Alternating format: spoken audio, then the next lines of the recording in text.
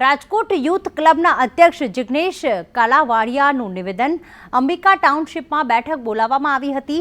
મીટિંગમાં રૂપાલાને સમર્થન આપવા લોકોને કહેવાયું છે। 5 લાખથી વધુની લીડથી જીતાડવા માટે સમર્થન માંગ્યું છે। રાજકોટ યુથ ક્લબના અધ્યક્ષ જિગ્નેશ કાલાવાડિયાનું નિવેદન।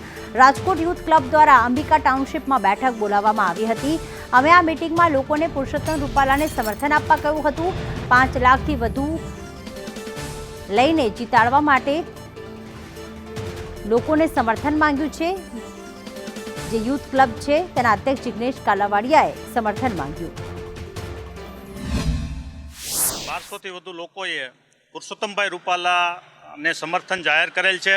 સમાજના અમારા મિત્રોને, અમારા વડીલો, માતાઓને પણ વિનંતી કરીએ છીએ કે જે ઉમેદવારી પાછી ખેંચવાની વાત છે એ રાજકીય વાત છે।